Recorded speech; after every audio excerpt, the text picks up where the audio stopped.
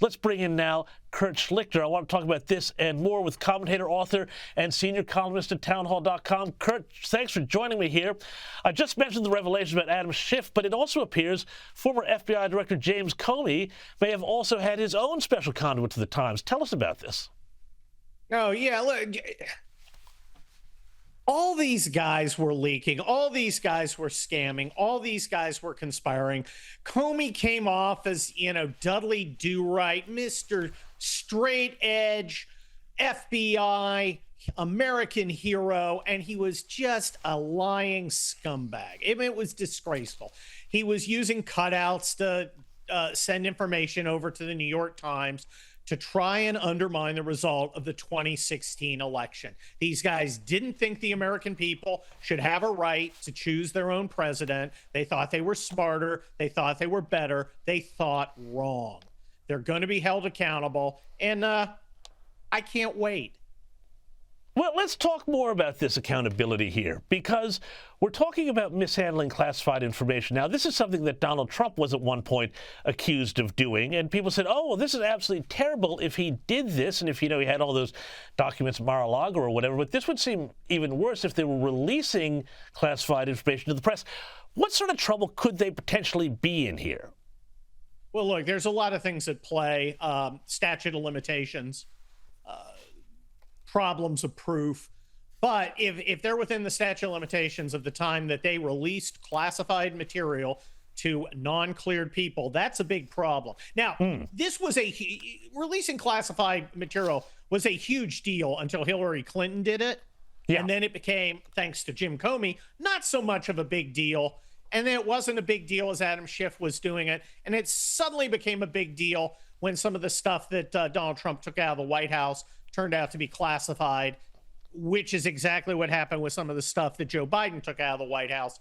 Now, of course, the excuse they used for not prosecuting Biden when they did prosecute Trump was that Biden was a senile human eggplant. And as a lawyer, I understand that. It's hard to convince a jury that he could form the intent to misuse classified information when he couldn't form the intent to tie his own shoes. But, it just goes to say that right now in the United States, there's really a two-tier justice system where, laws are intermittently applied. They're applied only to your enemy, never to your friends. And I think James Comey, Brennan, Clapper, and some of these other folks may find out, particularly if the federal prosecutors are clever about how they charge and where they charge, because venue is hugely important. A case is— You're talking about Florida versus Washington here. Government in D.C. that is in Florida. Yeah. They may find themselves on the wrong side of the bar. Yeah. And I mean, what you talk about, this two-tier justice system, now, I've been talking about this on this program almost, I think, since it began a couple of years ago. This whole idea that the Democrats get to apply the law. You remember how, 34 counts about, business fraud and documents around Donald Trump, whereas when Hillary Clinton used campaign funds, the same thing he was accused of doing, to pay for the Steele dossier. I think she paid something like an $80,000 fine. Is the only way that this winds up ending this sort of cycle of, justice for my enemies and or no justice for my friends, does this only end when there is some real retribution and consequence for this behavior for the Democrats, for the left? Well, I see some of these soft-hearted people saying, we should get beyond this. And I'm thinking, when did conservatism give up on retribution? Because I wasn't asked about that.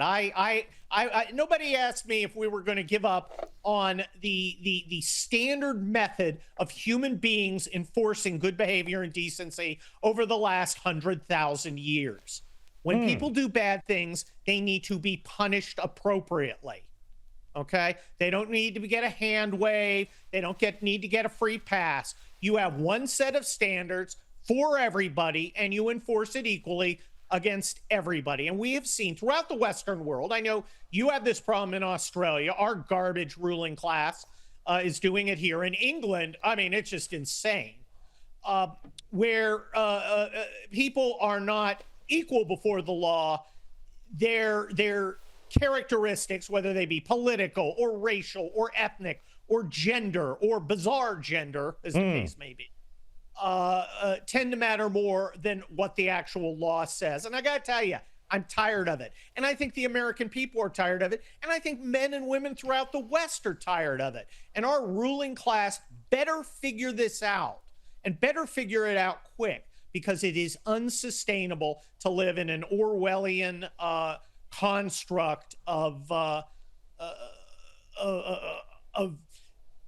justice system that is weaponized against the people in favor, basically, of rewarding friends and punishing enemies. Yeah, well, Kurt, if you want to hear about Orwellian, I'll tell you sometime about what they're doing to the internet here in Australia. But first, though, speaking of Australia, there's another angle to this here, because Alexander Downer, now he's a former Australian diplomat, a former foreign minister, and he's been linked to that Russiagate scandal.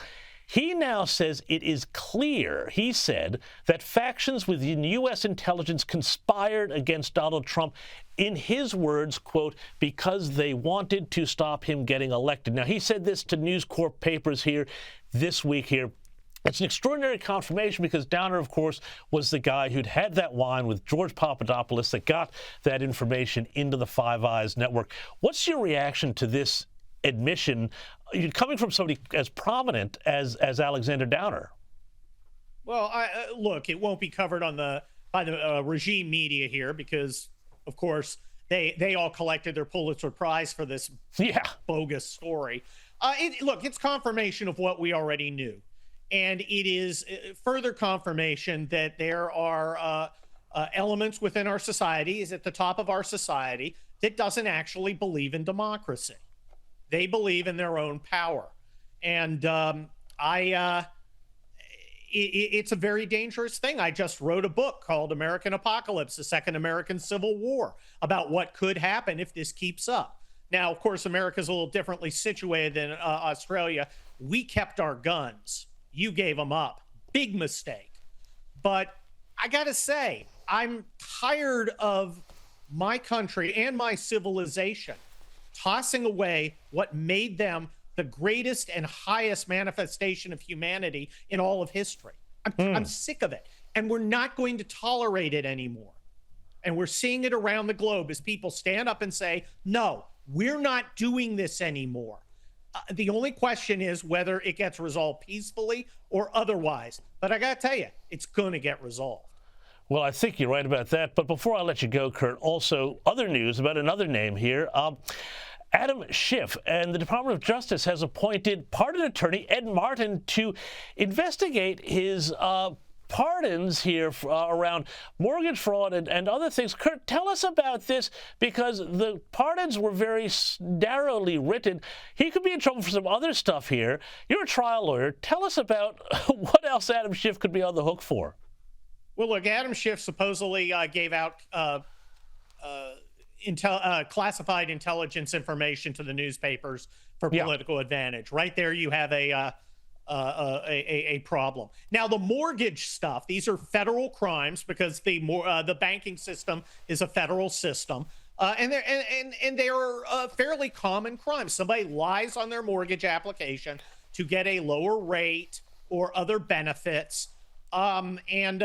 Regular people get prosecuted for it on a regular basis. So I don't understand why an attorney general in New York State, Letitia James, or a United States senator, my senator, in fact, who does the same, if they did it, shouldn't pay the same price as a regular person. Now, I don't know if they're guilty. I've seen some of the evidence. It seems worthy of investigating. And while I believe that you do to your enemies what they do to you, I don't believe you frame them. I believe there's one set of rules and everybody plays by them. The one set of rules is you get prosecuted if you do mortgage fraud.